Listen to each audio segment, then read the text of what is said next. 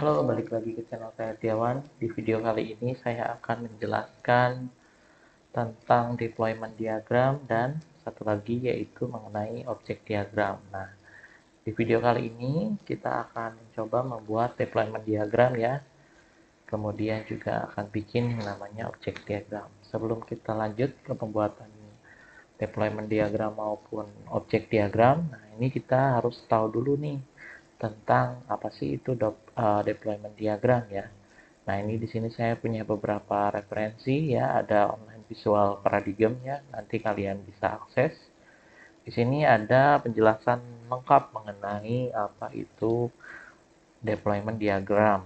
Nah, di sini Anda menggunakan diagram kelas dan diagram komponen untuk menjelaskan tentang struktur perangkat lunak. Kemudian Anda menggunakan diagram urutan, diagram kolaborasi, diagram state chart, dan diagram aktivitas untuk menentukan perilaku perangkat lunak. Nah, di bagian tepi perangkat lunak ini, dari perangkat kelas sistem Anda menggunakan diagram penerapan untuk mempertimbangkan topologi prosesor dan perangkat tempat perangkat lunak yang Anda jalankan. Nah, sebelumnya di sini saya sudah punya modul ya, modulnya sudah saya upload ke kalian semua. Nah, di sini di dalam modul ini juga dijelasin nih, kalau deployment diagram ini dia diagram yang digunakan untuk memetakan software ke processing node ya, menunjukkan konfigurasi elemen pemroses pada saat runtime dan software yang ada di dalamnya. Nah, di diagram ini juga salah satu diagram yang paling penting dalam tingkatan implementasi perangkat lunak. Dan kadang-kadang ditulis sebelum coding ya, dengan menggunakan deployment diagram kita dapat menentukan ruang yang tersedia dan juga waktu eksekusi yang tersedia oleh perangkat keras. Nah, di sini ada satu contoh ya tentang deployment diagram pada saat kita akan melakukan registrasi di apa namanya,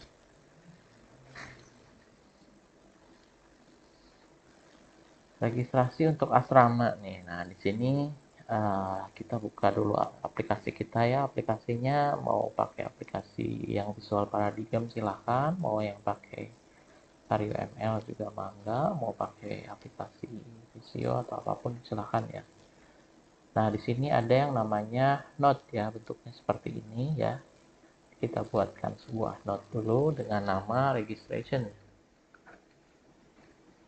Nah, oke. Saya sudah punya node dengan registration. Kemudian saya buat node yang selanjutnya yaitu node dorm ya, atau asrama. Saya mau daftar nih apa namanya, di asrama nih ya. Kemudian saya mau bikin ada main building. Oh, ada yang namanya main buildingnya nih. Kemudian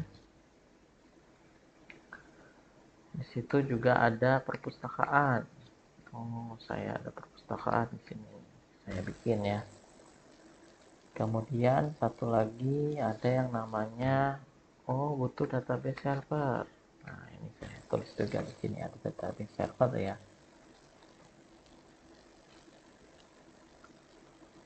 Oke, selanjutnya di sini saya akan coba buat seperti ini ya. Ada main building, kemudian dorm asrama, kemudian ada library ya, perpustakaan, dan yang terakhir ada database server. Nah, ini kan belum terkoneksi ya, jadi masih terpisah-pisah. Nah, untuk mengkoneksikannya dia menggunakan yang namanya communication path. Nah, ini di sebelah sini ya, ada communication path. Nanti kalian tinggal hubungkan ya communication path dari registrasi ke database, karena kan registrasi pasti disimpan di dalam sebuah database server ya.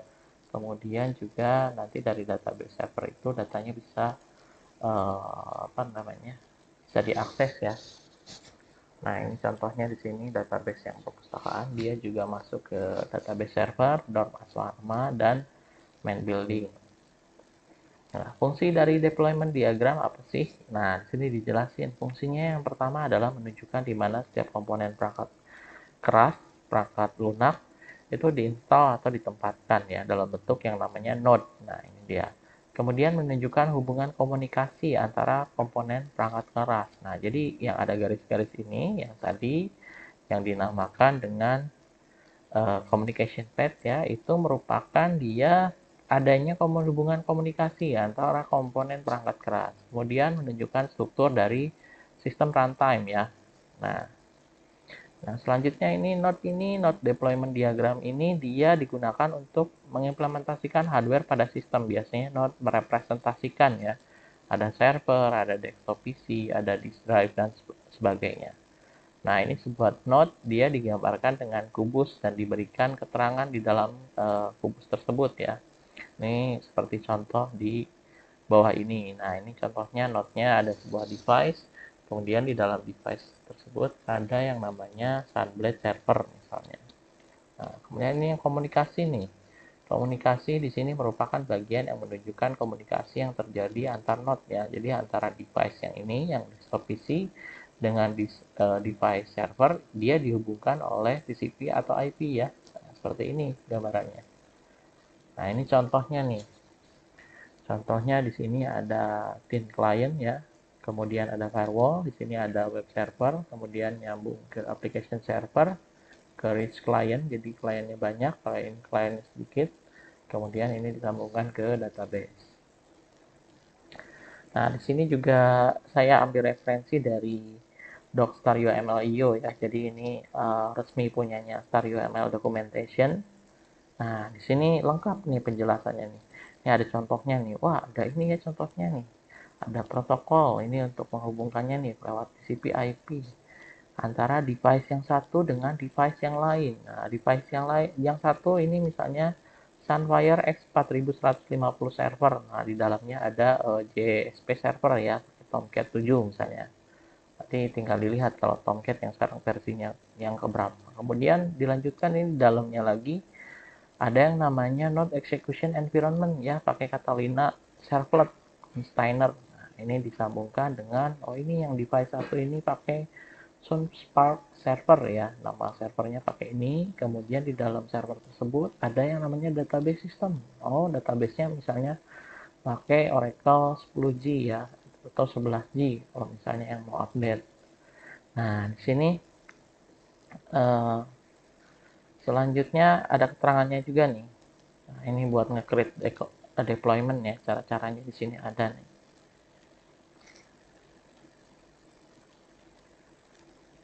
Nah, sekarang kita masuk ke simbol dan notasi deployment diagram.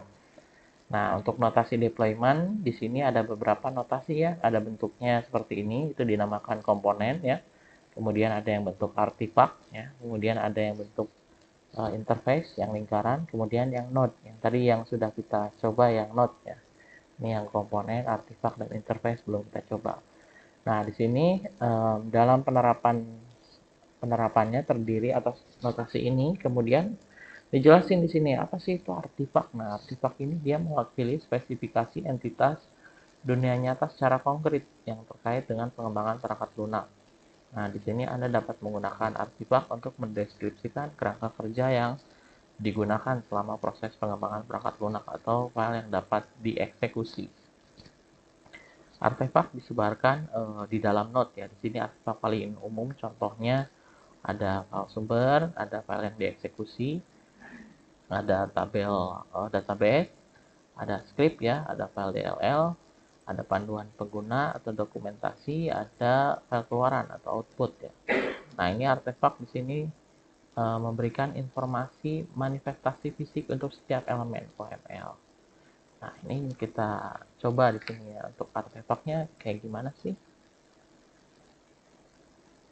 Nah, ini bentukannya kayak begini ya untuk artefak nih. Di sini di dalam instance ya ada artefak nih. Simbolnya begini, nanti kalian tinggal klik di sini ya. Nah, ini muncul artefak di sini. Nah, ini tinggal diganti namanya, ini misalnya config DLL contohnya. Nah, sebuah contoh artefak memiliki sebuah contoh dari artefak tertentu. Contoh artefak dilambangkan dalam simbol yang sama seperti artefak, kecuali namanya digarisbawahi. Jadi untuk artefak semuanya namanya digarisbawahi itu. Nah, kalau tadi yang bahas artefak, sekarang kita bahas yang node yang kita udah bikin sebelumnya. Node di sini resource komputasi tempat artefak dideploy dan dieksekusi ya. Dia node merupakan benda fisik yang mengeksekusi satu atau lebih dari artefak. Node di sini bervariasi tergantung ukuran pada proyeknya. Nah, node di sini dia merupakan elemen penting yang menggambarkan eksekusi kode komunikasi antar berbagai entitas sistem ya. Ini dilambangkan dengan kotak 3D dengan nama node tertulis di dalamnya. Nah, ini secara umum sebuah node dia punya dua stereotype. Yang pertama, bisa mewakili mesin fisik yang mampu melakukan komputasi. Ini contohnya perangkat ya. Jadi kayak gini, bisa berupa device di sini. Kemudian di sini dia berupa lingkungan eksekusi ya, atau mewakili lingkungan tempat perangkat lunak yang akan dieksekusi. Misalnya aplikasi Java dijalankan di mesin virtual Java atau JVM ya. Nah, ini bentuknya seperti ini. Kemudian bagaimana menggambar diagram pada penerapan. Nah, diagram penyebaran visualisasi di sini ditampilkan dalam topologi keseluruhan sistem. Nah, ini contohnya ya. Nih, ada contoh diagram penerapannya nih. Ini dengan cara kerja pemutar video ya, HTML5 di browser. Ini kita coba nih bikin. Di sini kita siapin dulu. Kita butuh apa aja nih di sini? Oke, untuk langkah awal pembuatan deployment diagram ya, di sini ada beberapa node ya. Kita akan bikin dulu dengan cara yang pertama adalah kita tambahkan dulu ya diagram mengenai deployment diagram. Nah, selanjutnya sudah muncul.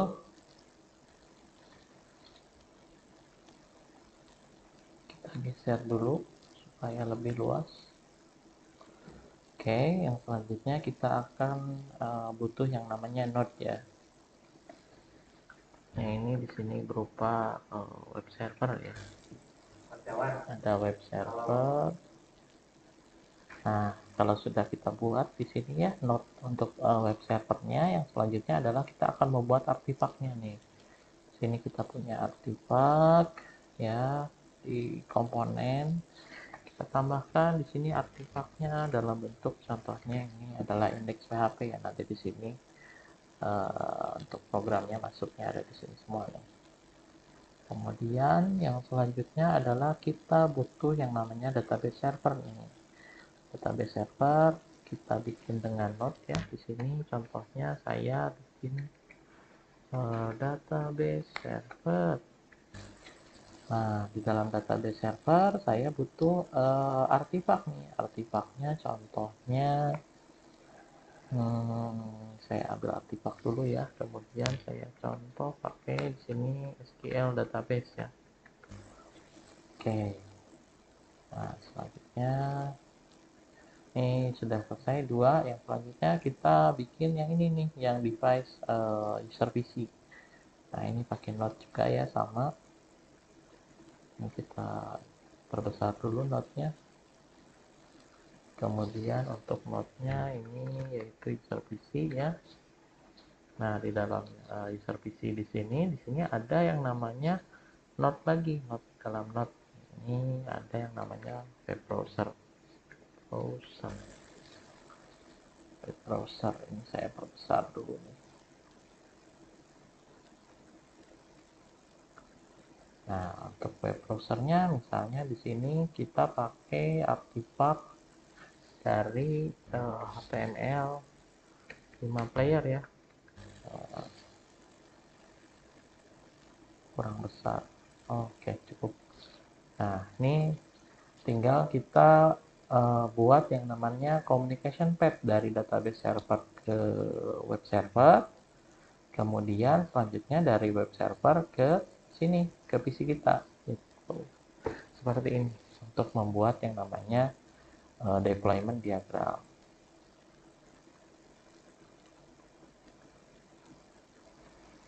Nah, untuk penjelasan lebih lengkapnya di sini kalian bisa baca ya di Visual Paradigm Online ya. Di sini ada mengenai detailnya nih, banyak nih penjelasannya. Di sini nanti tinggal dibaca aja nih, ada konteks-konteksnya.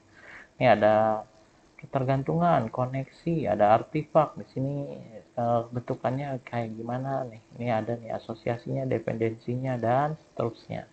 Ini juga di kapan nih pakai yang namanya deployment diagram. Nah, di sini dijelasin kenapa sih, bagaimana caranya, kemudian penerapannya sampai dengan contohnya. Ini tadi kita contohin dari yang ini ya, dari yang 99 guru ya. Nah, ini ada contoh dari yang online visual paradigm.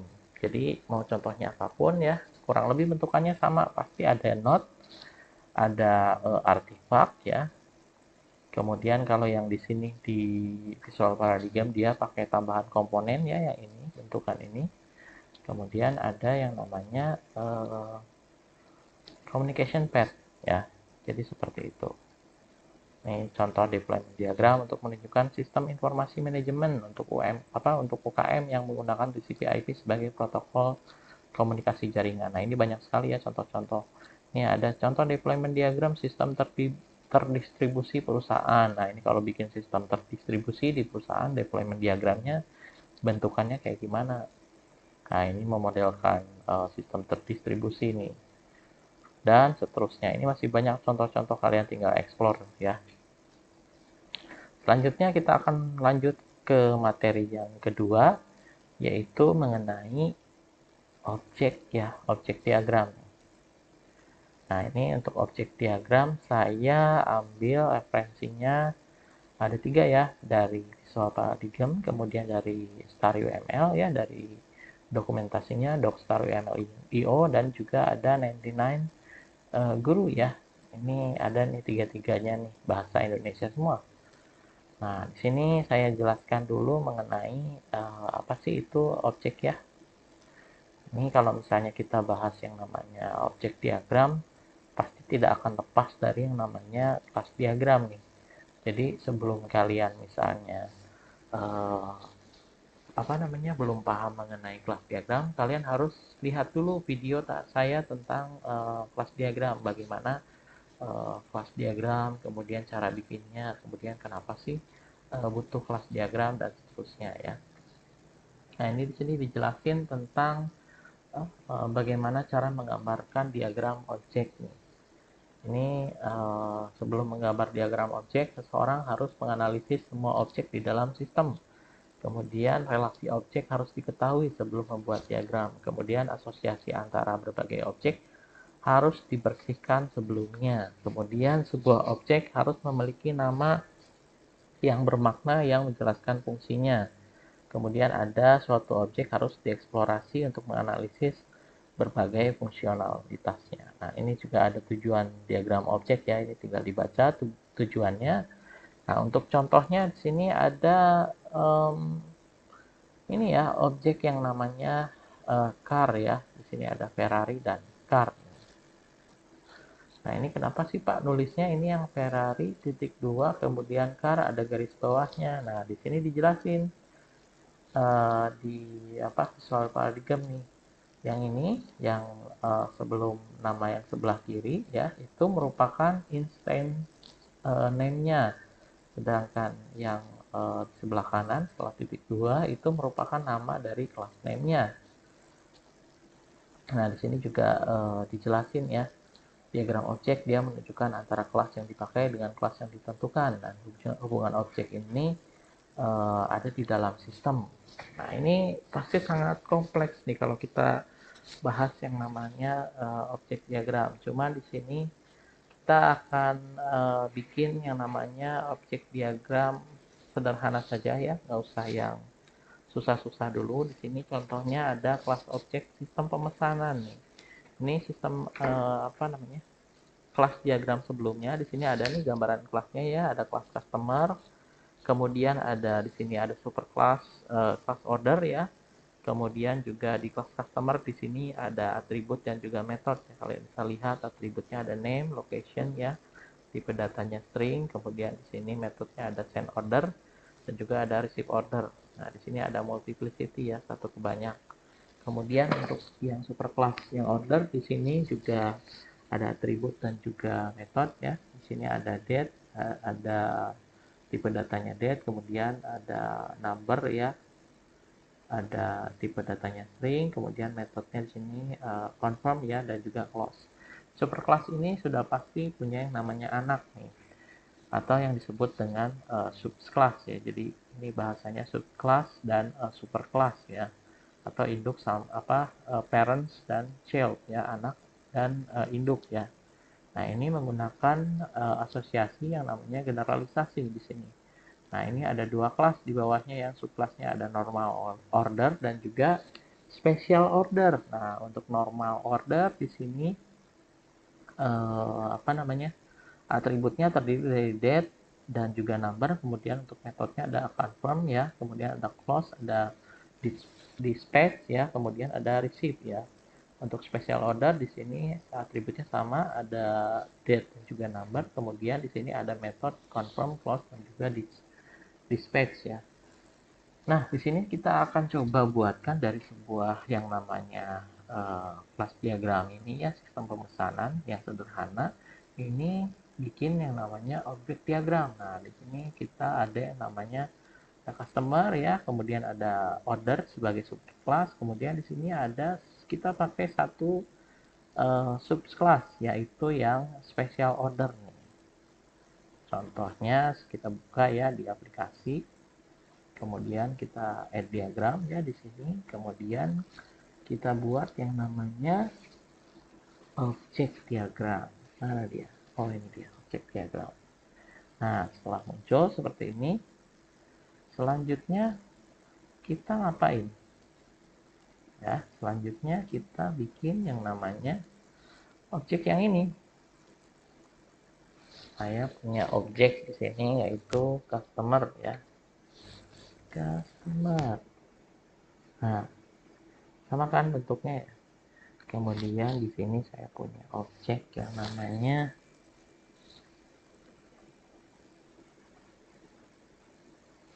kemudian saya bikin objek yang selanjutnya. Oh, ternyata di sini ada order pertama nih. Order pertama ya. Ini saya tulis order O1 di sini, order pertama. Kemudian saya tulis dulu objek yang lainnya ya. Sini ada order yang kedua.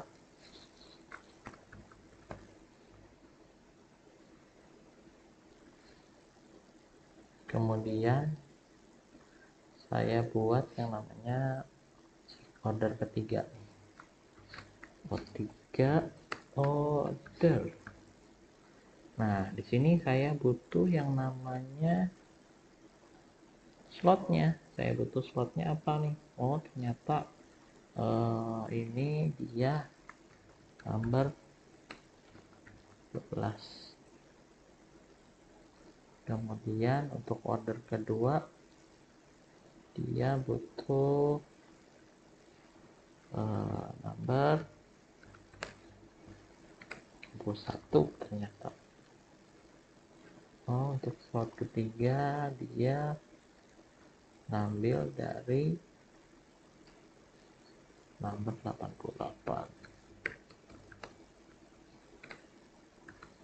Jadi setiap kelas itu tadi, kalau kelas itu berarti cangkangnya ya, kalau objek itu dia udah ada isinya tuh ya, udah ada bentukannya nih kayak gini. Nah, selanjutnya di bawahnya karena tadi si order ini dia superclass ya, kita bikin link dulu dari customer ke order, kemudian dari customer ke order kedua, kemudian dari customer ke order ketiga. Karena dia superclass si order ini, maka kita butuh yang namanya subclassnya untuk menggambarkan relasi. Di sini saya ambil contoh yaitu special order ya, butuh yang namanya special order nih. Special order saya butuh objek tambahan baru. Berarti satu ya, special order. Kemudian ini kita ambil slotnya misalnya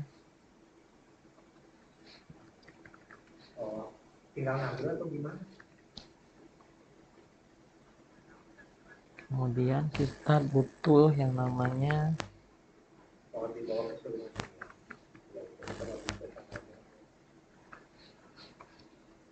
kemudian butuh juga slotnya ya. Untuk apa namanya, slotnya ya, visibility-nya nanti kalian tinggal atur mau public, private, disesuaikan dengan kebutuhan ya, mau protected mau apa terserah. Ini contohnya di sini saya pakai yang public dulu ya, yang simple dulu nih. Ini yang special order ketiga. Oke, dia butuh yang namanya slotnya ini number 17. Jadi ini udah ada isinya nih masing-masing.